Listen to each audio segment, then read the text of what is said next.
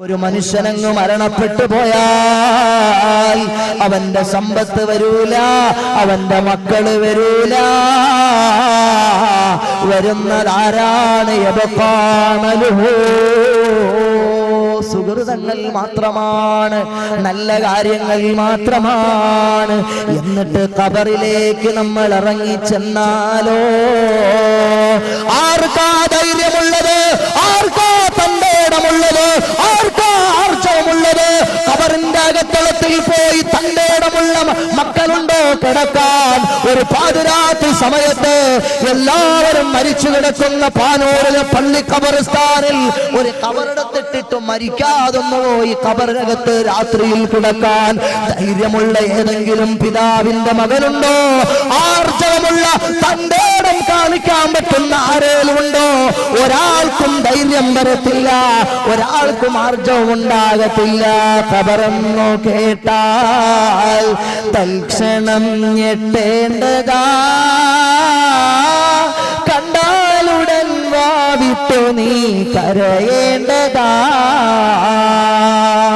ഖബറെന്നു കേട്ടാൽ തൽക്ഷണം ഞെട്ടേണ്ടതാ, കണ്ടാലുടൻ വാവിട്ടു നീ കരയേണ്ടതാ.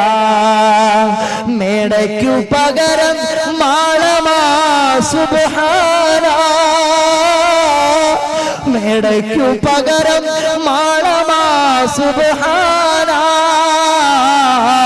റബ്ബിയതിൽ കിടക്കേണ്ടതാണ് സമാന. സമ്പാദ്യ മുതലിൽ മുന്ന് മൂന്നക്ഫാന, അത് മാത്രമല്ലതിലെപ്പോഴും വഹദാന. മണ്ണിന്റെ തലയണയാണതിൽ നിനക്കുള്ളത്, ഞെരുക്കത്തിനാലിരു ഭിത്തിയാണതിനുള്ളത്. മെത്തയ്ക്കു പകരം മണ്ണതിൽ വിരിച്ചിട്ടതാ, മെത്തയ്ക്കു പകരം മണ്ണതിൽ വിരിച്ചിട്ടതാ.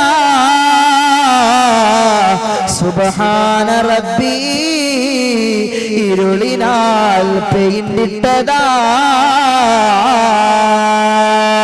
ഖബറെന്തൊരു വലിയ ഭയാനകമാണ് പെങ്ങളെ. ഖബറിന്റെ ഭീകരത എത്ര ഭീതിതമാണ് സഹോദരാ. കറണ്ടൊന്ന് പോകുന്ന നേരത്ത് നിന്റെ റൂമിന്റെ ഡോറൊന്ന് ലോക്ക് ചെയ്തിട്ട് നീ നിന്റെ ബെഡിൽ ഏകാന്തമായൊന്ന് കണ്ണടച്ച് കിടന്നിട്ട് ഞാനിപ്പോൾ കിടക്കുന്നത് ഖബറിലാണെന്ന് ജസ്റ്റ് ഇമാജിനേഷൻ ഒന്ന് സങ്കൽപ്പിച്ചു നോക്കൂ മോളെ. ആരാണ് ഖബറിന്റെ ഭീതിതമായ ഭീകരമായ ഭീഭത്സമായ രാക്ഷസീയ വന്യമായ കൂരിരുട്ടിന്റെ അഗാധതയിൽ 6 അടി മണ്ണിന്റെ അകത്തളത്തിൽ പള്ളി ശ്മശാന ഭൂമിയിലെ ഏകതയുടെ മൂകതയുടെ അന്തരാളങ്ങളിൽ കടന്നു വരാൻ ധൈര്യമുള്ളത് ആർക്കാണ്? ആർക്കും ധൈര്യമില്ല.